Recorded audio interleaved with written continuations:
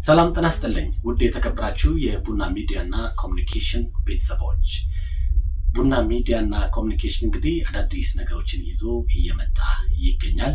ቡና ቤተኛ ፕሮግራም ከዝግጅቶቻችን አንዱ ነው።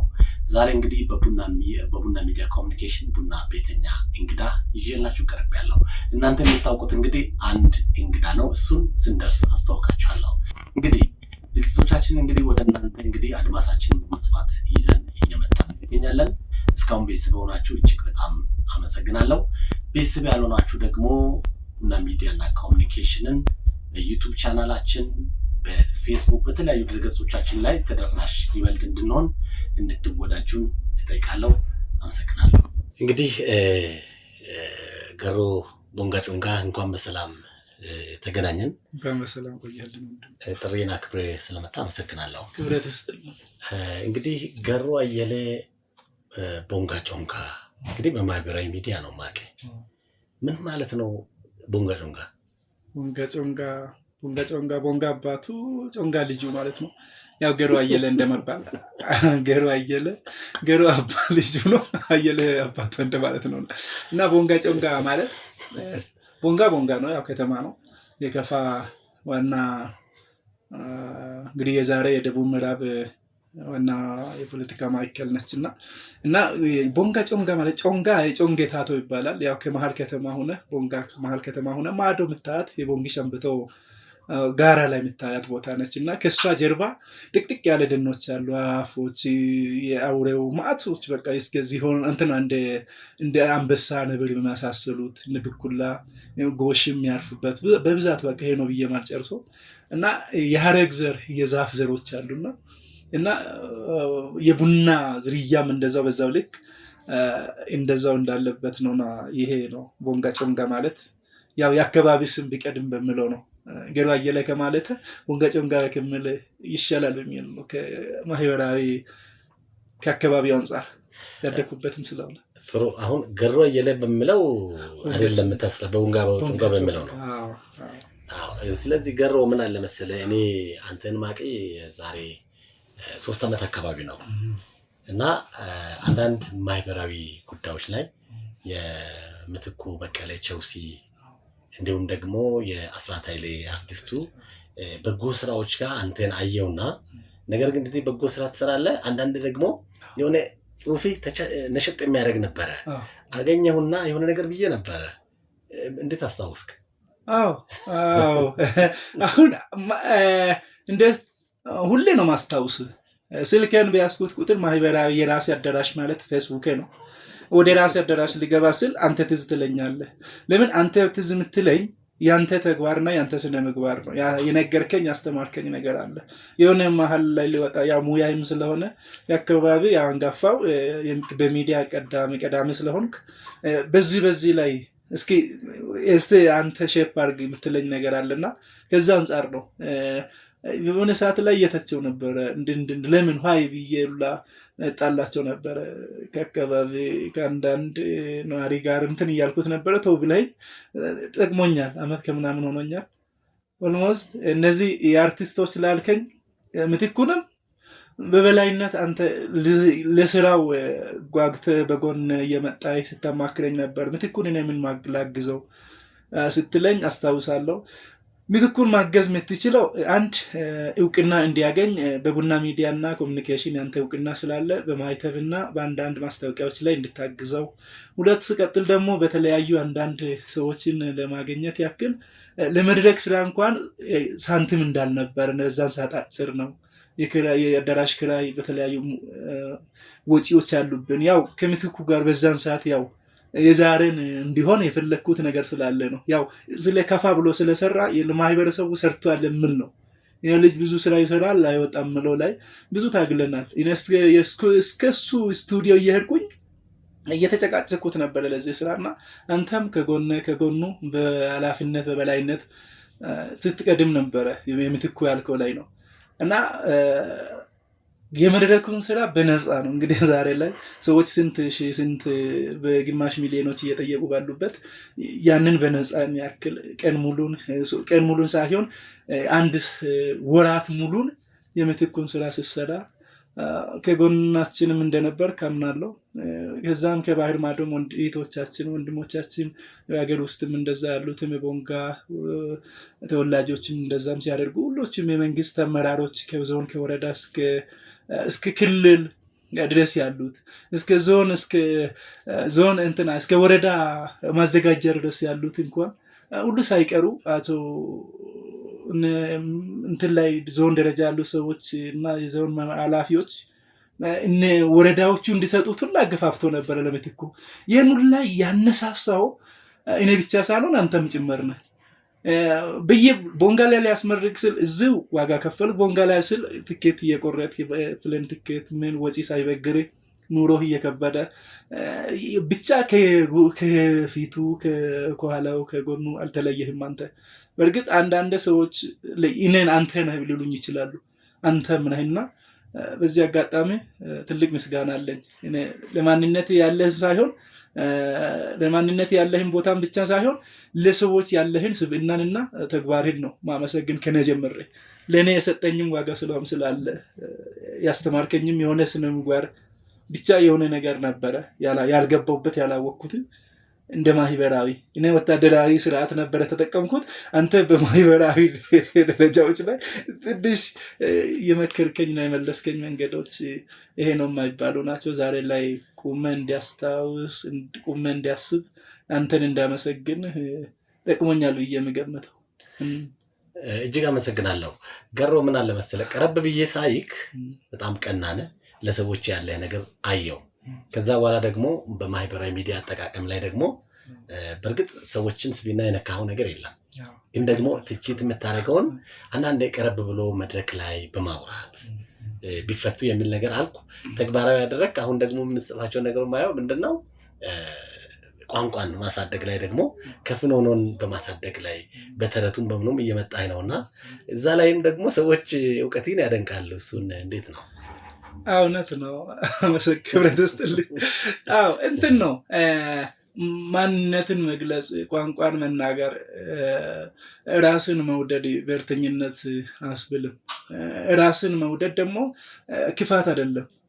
ራስን ካልወደድክ ደግሞ እኔ የራሴን እወዳለሁ፣ ራሴን እወዳለሁ፣ ሰውን እወዳለሁ፣ የራሴን እወዳለሁ፣ የሰውን አከብራለሁ።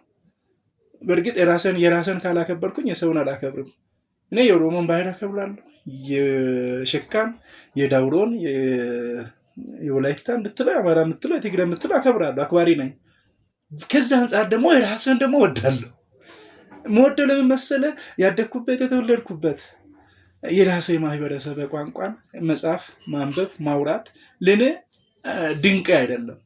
አለማውራተ፣ አለመጻፈ፣ አለመናገረ ለኔ ደግሞ ነውሬ ነው። ለምን የማህበረሰብ የአባቴ እናትን ቋንቋ እማታውቅ ከሆነ አንተ ከስብዕና ወጥተሃል ማለት ነው።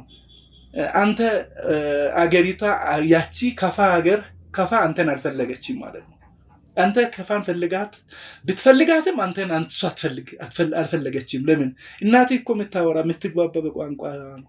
አባትም እንደዛው ውስጥ ገባ ስትል ወደ ማህበረሰብ ጥለቅ ብለህ ስትገባ የራሱ ቋንቋ ነው ሰው የሚጠቀመው። ኦሮሚያም እንደዛው፣ ደቡብም ሁሉም ብሔር ብሔረሰቦችም እንደዛው። ልክ ማህበራዊ ላይ ለመቀላቀል ስትል ያንተን በዞናዊና በወረዳዊ በቀበሌ እና በእድር በንዑስ በተለያዩ በወረዳዎች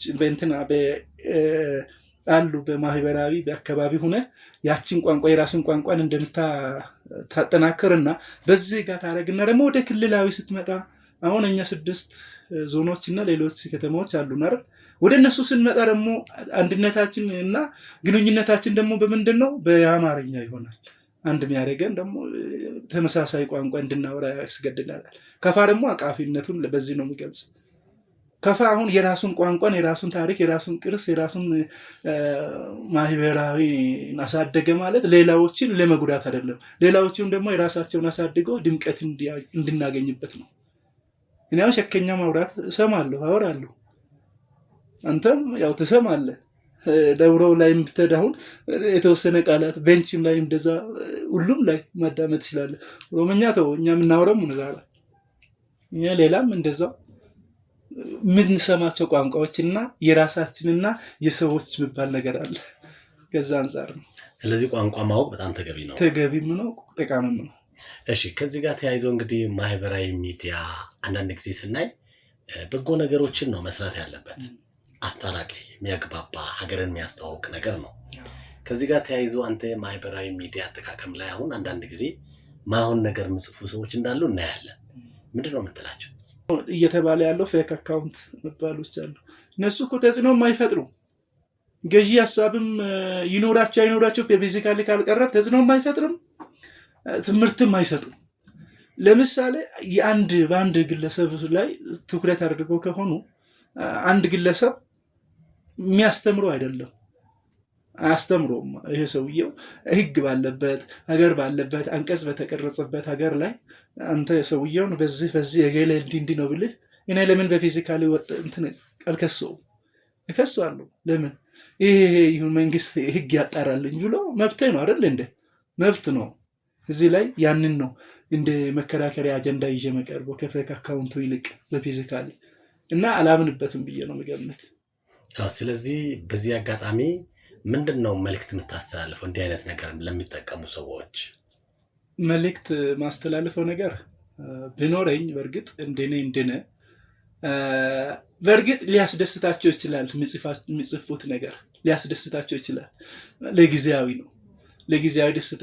ግን በዛ ነገር ምንም አይነት አይጠቅማቸውምም አይጠቅመንምም። ለምሳሌ ኢሌክትድ መሆን አለባት፣ ተመራጭ መሆን አለባቸው ሰዎች።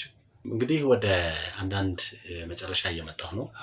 አንተ ብዙ ጊዜ ስፖርቱ ዓለም ላይ እንዳለህም ፊዚካሊ ያስታውቃልና እስቲ ስለዛ ነገር።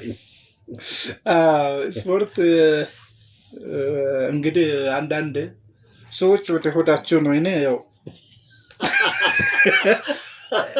አንዳንድ የአካል ግንባታ የሚባል ነገር አለ። እንደ ስፖርተኛ አይደለሁ እኔ፣ እንደ ስፖርተኛ ግን ስፖርተኛ ነኝ።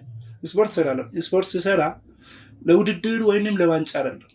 በእርግጥ በቲም ዋንጫ አመጣለሁ፣ ዋንጫ እናደርጋለን፣ ግሩፕ እንፈጥራለን፣ ቆንጆ ስፖርት እንሰራለን። ብዙ ሰዎችም አሰራርን ወደውት አሰራን ይሉኝና እኔን ተጠቅተው ብዙ ሰዎችም ለውጥ አገኝተውበታል።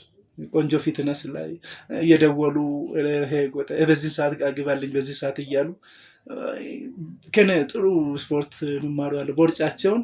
ቦርጭ ለምን የሚሉ አሉ። ብዙ ጊዜ በ10 ምናምን በ2 ምናምን በ4 ሳምንት ምናምን ሰርተው ምን ሆኜ ነው የሚሉ አሉ።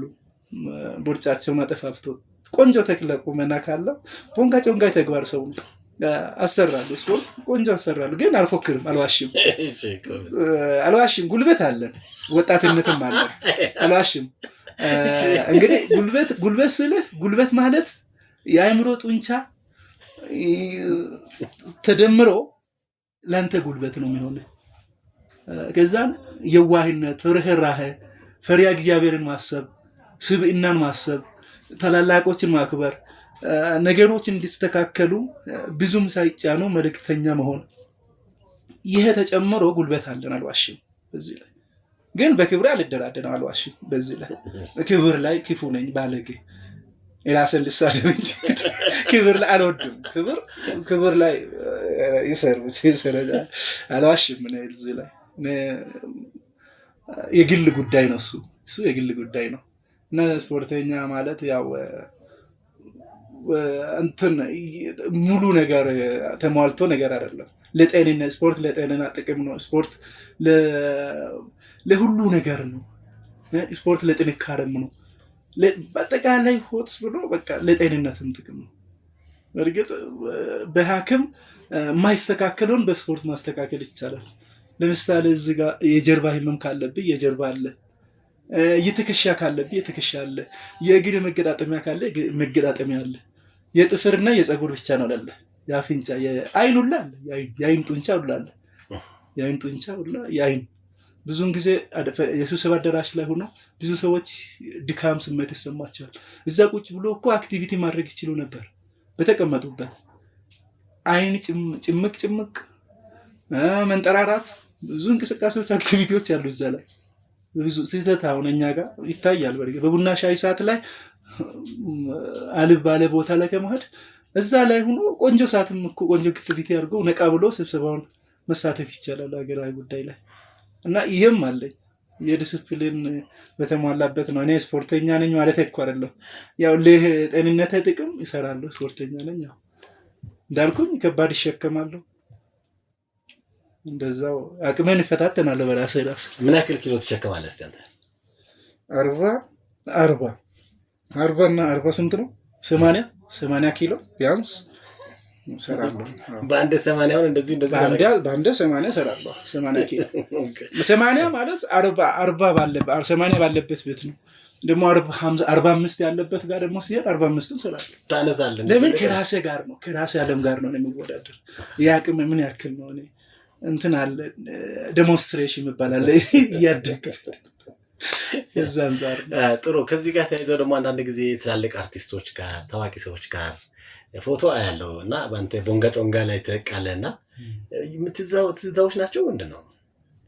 አዎ ይሄ የእግዚአብሔር ምርጫ ነው መሰለኝ። እንጃ ብዙውን ጊዜ እነ ቴዲ አፍሮ፣ እነ ፀሐይ ዮሐንስ፣ እነ ነዋይ፣ እነ ማዲንጎ ነፍሱን ይማረው፣ ብዙ የሞቱት ያልሞቱ ብዙ ልጆች አሉ፣ ብዙ አርቲስቶች አሉ፣ ታዋቂ ሰዎች እና እኔ እንጃ የሆነ ቦታ ላይ ስንጠራ አንተ ይሉኛል መጥቶ ሰዎቹ አንተ አጅባቸው ይባላሉ። የሚገርም ነገር የሆነ ቦታ ላይ ሲሆን አሉ ትልበት ሚኒስተር ደረጃ ናቸው እነ ተከበሩ ዲና ሙፍቲ ሙላ የተገኙበት ብዙ ሰዎች ያሉበት አለ። እና ተገናኝቻቸዋለሁ። ሁሉ እነሱን እኮ አጅቤ እንደወስድ እስከ መኪናቸው እንዲያደርስ እድል ይሰጠኛል በብዙ ጊዜ። እግዚአብሔር ሲመርጥ ነው። እኔ እንጃ ብቻ ትኩረት ስላላደረገዋለሁ። ሴኩሪቲ ነው ስራዬ። በዚህ ላይ የጉልበት ስራ ነው ስራዬ። ጉልበት ስራ መስለኝ ሴኩሪቲ ስትሰራ ጉልበት ያስፈልጋል። ጉልበት ስትሰራ ሴኩሪቲነት ራስ ሴኩሪቲ ጥበቃ ማለት ጥብቅ ነው በዓለማችን ላይ። እስራኤላውያን ምን ይላል? ወደ መሬት በደንብ ይዩት ከላይ እግዚአብሔር አለ ነው የሚሉት። እስራኤላውያን አሁን የእስራኤል ወታደር በብዛት ወደ መሬት ነው ፈንጂ ላይ ነው የሚያዩት። ወደ ተቀበረው ሰዎች መቅበር የሚችሉት ፈንጂን የመሬትን እንጂ የሰማይን አይችሉም። እነሱ አያላን ናቸው። ወደ ሰማይ አትዩት፣ ወደ መሬት ይዩት ጠላት ከስር ስላለ እና ስለሚሉን እኔ ደግሞ ግራ ቀኝንና ፊትን ወደ መሬት ጎና አለው እና ጥበቃ ላይ ጥብቅ ነኝ። እጠብቃለሁ በጣም እና በጥበቃ ዘርፍ ላይ ያለው ነው ሰዎቹ ሰለክት የሚያደርጉኝ ይላለው። እጅግ አድርጌ አመሰግናለሁ ስለጠየቀኝ። በጣም አመሰግናለሁ። እነዛ ጥሩ ነገሮችም ስላሉ ለማንሳት ፈልጌ ነው። እንግዲህ ውድ ተመልካቾቼ ዛሬ ከቦንጋ ጮንጋ ጋር የነበረኝ ቆንጆ ጊዜ በዚህ ተጠናቋል። ቡና ቤተኛ ፕሮግራማችን በተመሳሳይ ጊዜ በሌላ እንግዳ እንገናኛለን። አማኑኤል ነበርኩ። ጤና ይስጥልኝ።